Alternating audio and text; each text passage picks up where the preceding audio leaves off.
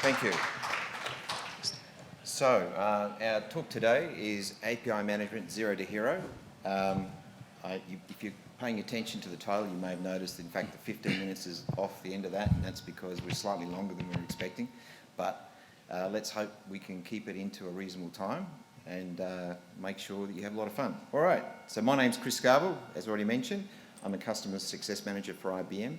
My customer is Services Australia. My co-speaker is Chris Hare, who works for Services Australia, and he unfortunately cannot be here today. So what he has done very kindly is prepare a video presentation for us, which we will play after I've done a little introduction of Services Australia.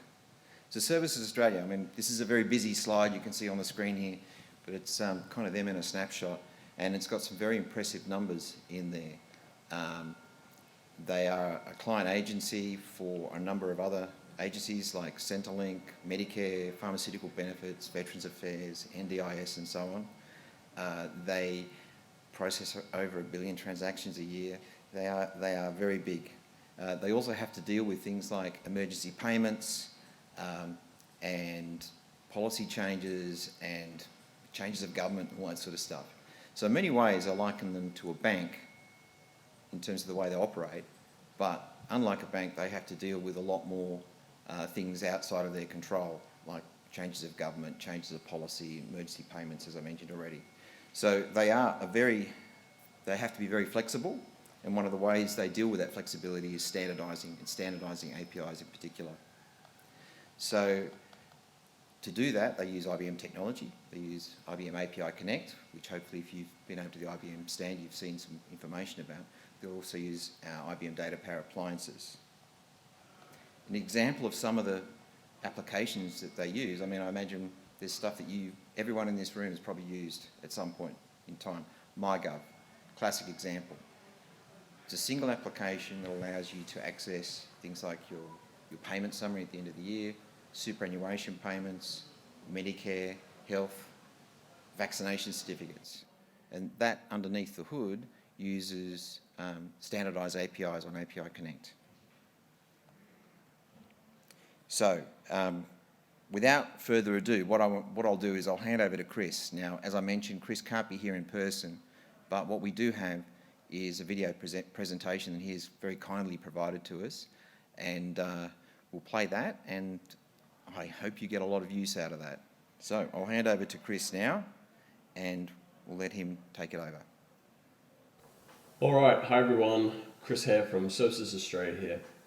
For the next 15 minutes or so, I'm going to walk you through the API management platform that we've built, the objectives and goals we've had in building this platform, as well as some of the key principles that we've really distilled this down to, and some of the challenges posed by the pandemic period, which I think has really changed our direction quite a bit.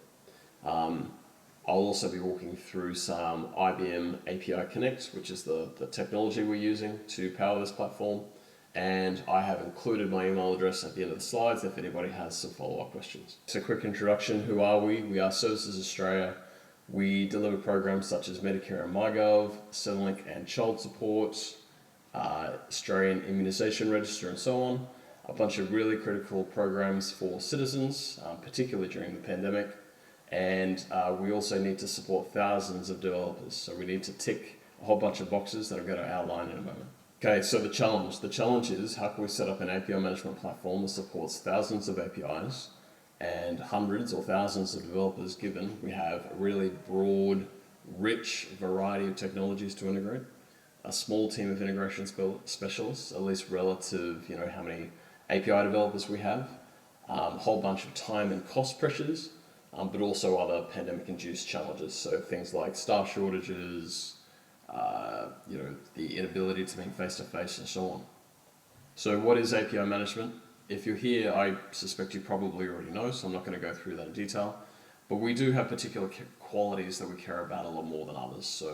So reliability and performance, for instance, for us are very, very important. I'll be calling out some of these key qualities as we go through the following slides. What are our goals? So our goals are to support as many projects as we can and never needlessly block API development. So API providers and API consumers, they should never really be blocked and spinning their wheels awaiting some kind of integration team to deliver some capability. We want high performance and reliability. So that means we want these integration scenarios that are used by citizens to get into airports, get into restaurants via COVID-19 vaccine certificates, to get welfare payments and so on. We need them to be rock solid. They need to be 100% reliable or as close as possible, and they need to be nice and fast. We want to perform the 98% case exceptionally well. So this is the common case that keeps coming up. So your API key integration between two different endpoints. We need to perform that basically with zero or very little customization and very little code. And we're happy to take a small hit on the 2% case there. So the novel case, stuff we haven't seen before, we're happy for that to be maybe a little bit more custom and require a bit more hand-holding from our central integration team. We also want to avoid needless duplication of logic and code. So it goes without saying, but if we have a relatively small integration team, then we give ourselves every chance of succeeding if we're not duplicating and doubling up on every bit of documentation and code that we have to write. Okay, so that brings us over to tenants. So tenants are the key principles that we're looking for in our API management platform. Number one is simplicity. Nothing matters to me more than having a nice, simple system that gives us every chance of producing something reliable, with decent performance, that can be maintained, that isn't going to blow up in the middle of the night. Simplicity is number one. Now, that's not to be confused with being basic or not having features, because you can still deliver features in a simple way, in a consistent way. Now, tenet number two is self-service. This one's going to be a little bit controversial. I don't think it's right for all organizations, but it probably is right for most. Certainly it was right for us. And what self-service really means here is that we will have a relatively small integration specialist team, but they're not going to deliver all the integration scenarios. So they're not going to write all the open API documents. They're not going to apply all the open API documents to the API management platform. Rather, we're going to be a team that delivers the standards, that maybe supports the infrastructure and provides that tier 0 infrastructure support. But we're going to be focusing on producing a lot of documentation that helps API consumers and API providers use the platform for themselves. So that means taking their open API documents and applying them to the API management platform. Now, that basically takes a lot of load off that central team, and I think that means that central lead team's skills and expertise can be leveraged far more widely than it would if they were just doing a whole bunch of API development themselves. When you have an organization that's thousands of API developers and so many things running concurrently, I feel like that's probably the only approach that really scales very well. You can have a person in every team who knows the API management platform and they're the go-to guy, but then you don't have redundancy and so on. So I feel like self-service is probably the way to go. And the way that you get self-service is really from tenet number one. So it needs to be simple. It needs to be not confusing at all for the people who are going to be picking up the platform and using it maybe for the first time. Tenet number three is standards and patterns. So I would rather have 100 instances of a not quite perfect standard than 5 different standards used over and over. So really what that means is I'm willing to take a slight hit on things being not quite perfect in favor of them being consistent and being the same over and over. Now, why do we care so much about standards and patterns? Well, it's really so that if somebody moves into a different team, they can quite quickly pick up some work because it's very similar to what they've seen in the past. If I get called at 2 a.m. in the middle of the night to support an API that I've never seen before, well, I can look at the basic structure of the API and I'll immediately get it because I've seen similar things 99 other times.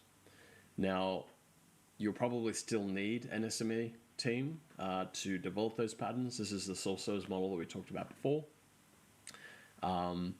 And I think, moreover, that team is going to be responsible for enforcing these standards because, if you have these standards out there and nobody is actually using them or adopting them, then they're probably not standards in the first place. They're not useful to anyone.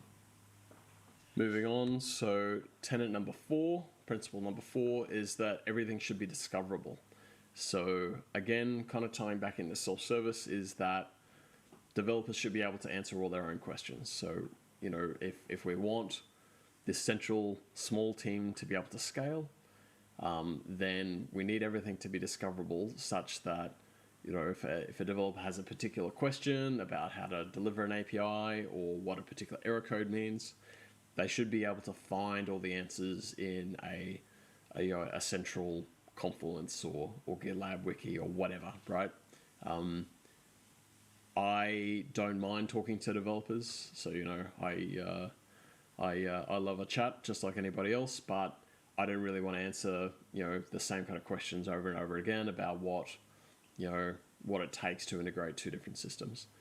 That should all be documented, and it should be easily searchable by developers to get what they need. Tenet number 5 is that the platform should be hackable. So what does that mean? It basically means that the ability to deliver these new scenarios should be there when we really need it. So in the common scenario, when this is the 98% case that I talked about before, so it might be an API key style integration between two different endpoints. In that particular case, if there's a slight change to how that needs to work, so I don't know, the API key needs to go on a different header, then that should be pretty easy to customize. It shouldn't require a completely new fork of a standard that we had. I think you want to have sensible defaults, but you should be able to override those defaults, like what headers are used and what HTTP response codes constitute a success versus a failure. These things should be configurable with pretty minimal effort. So in general, we're going to strive for low or no code solutions, but we still want them to be customizable when it really is warranted. So that brings me to the current state, which is IBM API Connect. API Connect is the API management platform we're using for this stuff, and it is closely related to a product that we've been using for years, which is IBM Data Power. Data Power is very good at SOAP integration. It's what we've always used for SOAP. We found it to be very fast and reliable, so it's been good that way. And API Connect is basically a packaging of Data Power that supports open API documents, so RESTful APIs. Now, there are a series of components for API Connect. I'll walk through a couple of these in detail. So we've got the developer portal, which is your Drupal-based UI for your software vendors, be they external or internal, to go and discover APIs, to register their intent to consume them, to get all the documentation and curl snippets for the APIs and so on. We have the API Manager UI, which is what your software developers, so your API developers, are going to use to publish APIs. Now, so they can use the UI, or you can actually use a bunch of REST APIs from things like pipelines to actually publish the APIs without interacting with a screen at all. The API Manager UI does have like a Swagger editor built into it that's quite good. And as we'll see as we get into some of the detail, the Swagger documents that we're authoring here, it has the standard interface stuff. So, what fields go in what locations in the request and what the response HTTP codes will look like, that kind of thing. But also some policy information, some instructions that tell the product what sequence of policies to actually execute when it sees a request. So we'll go into that in a little bit of detail as well. There is a analytics UI. So this is an analytics capability that, out of the box, API Connect can push or publish these logging events to say, we've received these 2,000 API requests for the minute, and these ones finished with HTTP 200s, these ones got 404s, all that kind of stuff, and how long they took, who the subscriber was, ultimately which policies succeeded and failed, and how long everything took, and so on. That analytics UI is based on Elasticsearch. I'm not going to show too much of that today, although I would note that there are other analytics options supported as well. So you can push analytics off to other syslog endpoints and so on. And then finally, there's the runtime capability. So this is the data plane that we talked about before. The data plane is basically what at runtime your API consumers are going to be sending their API requests to. So first of all, we have the API Manager UI. So this is where we've uploaded a Swagger document to the product, and you can see that it's got the standard Swagger thing. So this is a Swagger 2 document. We've got a security definition here for a client ID API key. We have, in addition to the standard paths and producers documentation in our document, that we've got this x-IBM- configuration block. That's where we're actually putting this sequence of policy steps. I'm going to walk through what some of those policies are in a moment, but the key thing is that effectively all the information that goes into this document is all self-contained. So there's no external configuration really that relates to how this API works. So at a glance, your support people can basically figure out not only the interface information, but what the API manager will do when it receives a request by looking at the single document. Let's go over here. So you can see I've highlighted here one of the sample steps there. This is a gateway script step. It's really just JavaScript. It's based on Chrome V8, I believe, and it basically gives us a programming language that we can use to customize the behavior of the API management runtime to do really whatever we need to. So it's capable of doing things like reading the HTTP request, mutating the request, talking to a backend.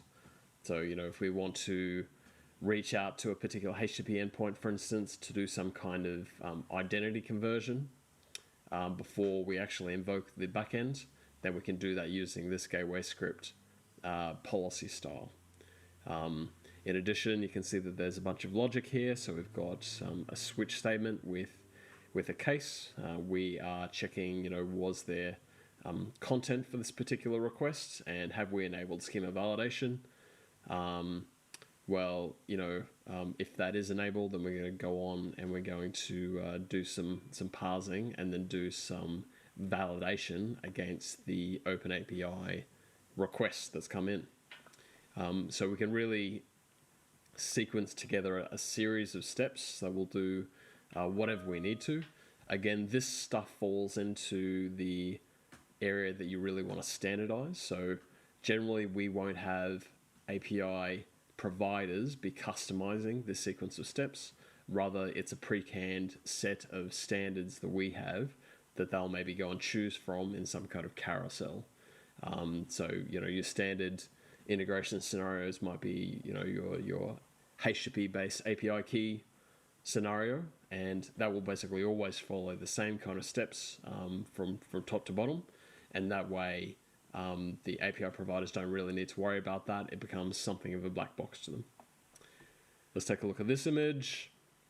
So this is more of the UI. I showed the text representation of that sequence just there, but for people who are developing that sequence of steps, there is a nice little UI that we can use to drag and drop items from a palette to the canvas here to basically sequence and lay out the steps that we want to run.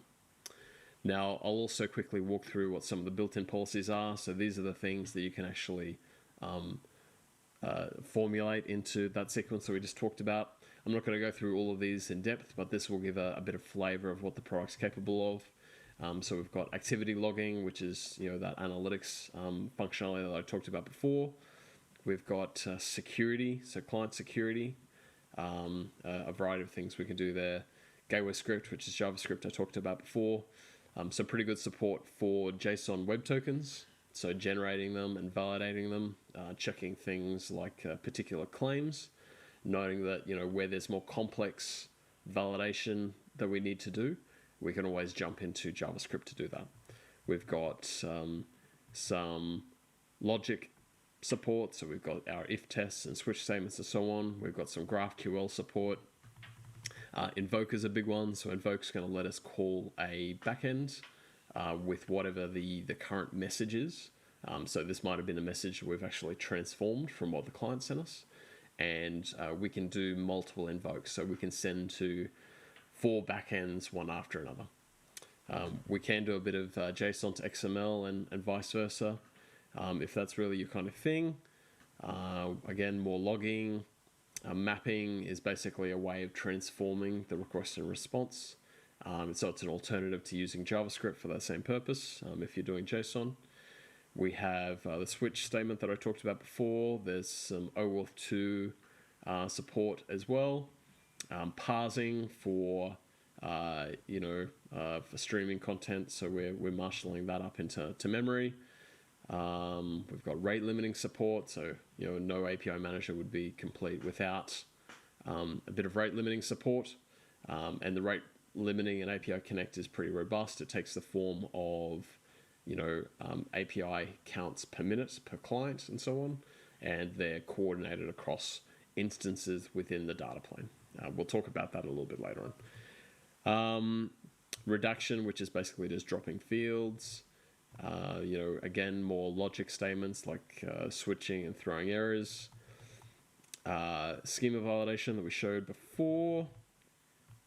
And we can also run some XSLT if we really want to. Let's take a quick look at the developer portal. So the developer portal is the UI that certainly your external API consumers are going to be using to peruse the list of APIs that are subscribed and get things like your OpenAPI documents and documentation for. Let's take a quick look at some Medicare Online APIs. We have a team at Services Australia that's customized this. So we're looking here at a whole bunch of APIs that we can consume. Let's take a look at an aged care API. We're going to get some information here about recent changes to the API. We'll have an opportunity to download the OpenAPI document. This copy of the document won't have that assembly stuff that we saw before. It'll have just the stuff that's relevant to the API consumer. We'll have information about what the URL is for consuming the actual API, what the client ID is, and we'll also have an opportunity to go and see some documentation about how to make the OAuth 2 requests that actually authenticate and authorize you to use the API. I'm not going to jump into what these are, but these screens are basically all customizable. You can upload things like videos and Word documents and so on. The granularity here is basically that I, as an individual, be registered as part of an organization, and that organization will have access to view certain systems or certain groups of APIs. When I want to consume an API runtime, I will do that via an application, and that application will have a client ID and so on attached to it. Now the subscription process basically is that it's up to you whether or not that can be self-serve, but we can jump into an API here, and if I want to, I can basically subscribe to this particular product, and depending on how we've configured that as platform support people, that can basically either be automatically approved or it can go to a team for approval. Now, that is API Connect in a nutshell. Those are the key components I wanted to demo. Let's take a quick look back at our slides and our tenants. Let's see what qualities of API Connect are really supporting that. Now, we're looking at simplicity. So simplicity in API Connect is delivered through the repetition that we talked about before. So we can take that sequence of steps that otherwise would have to be customized for every integration, and we can put those into a standard document that gets copied and reused over and over and over again.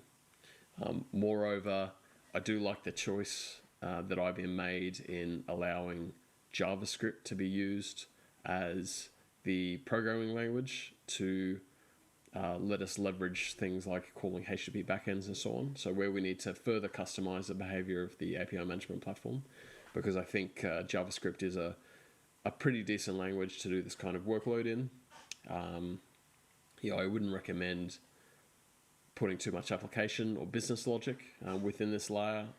I think different people have different views on that anyway, but it is available. If we really need to do some business logic, we can do it within that JavaScript capability.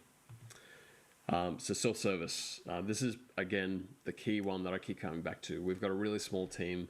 We want to support thousands of developers, and the way we achieve that is, first of all, by having these standards, by pushing them hard and documenting them well, but also by delivering pipeline capabilities. So self-services for us basically means that we are letting developers publish their APIs, certainly to all non-production environments, and generally to production as well, without that central API management team even being involved.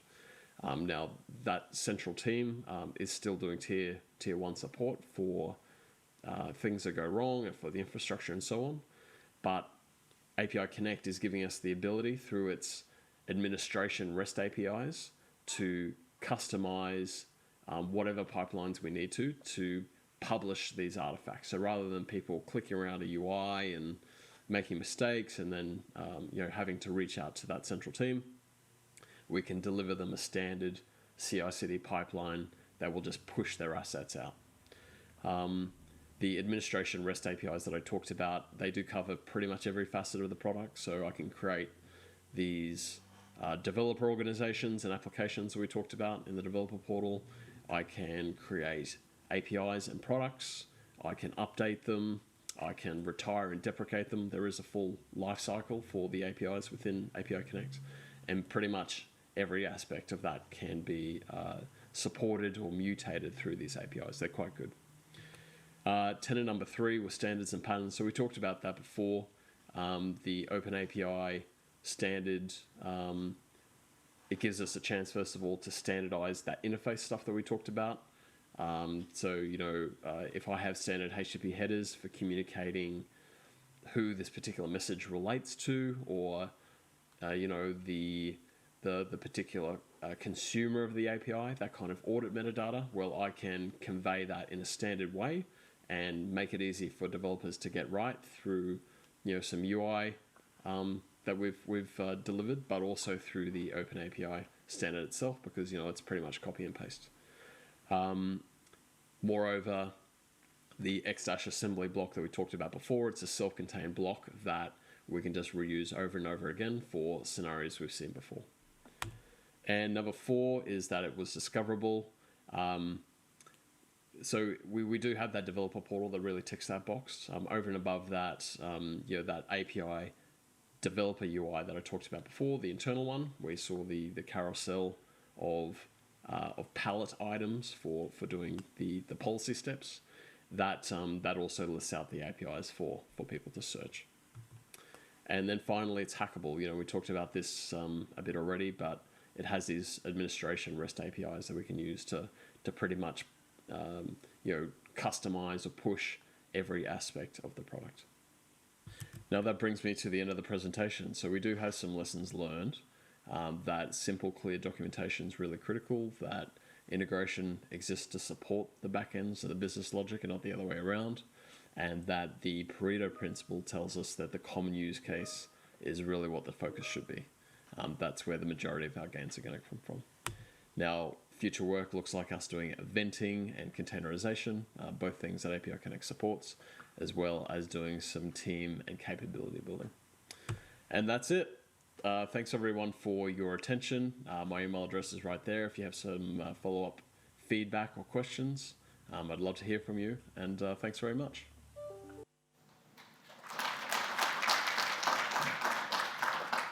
Thanks very much to Chris for providing that recording, because look, I don't know when the guy actually sleeps. He never seems to rest. He's certainly busy most weekends, that's for sure. Anyway, thanks everyone for attending. A lot of detail in that presentation that Chris provided, and I understand it's been recorded. But I guess if you had to take anything away, his tenets are probably those things that you should be following. So simplicity, self-service, standards, discoverability, and hackability, or as I prefer to call it, customizing or being able to modify your APIs. So we're short on time, so we're not going to do any questions today, but I would encourage you, if you do have questions, to come over to the IBM booth where we can help you out there. Thank you for your attention, and apologies it wasn't quite the 15 minutes we originally promised. Thank you.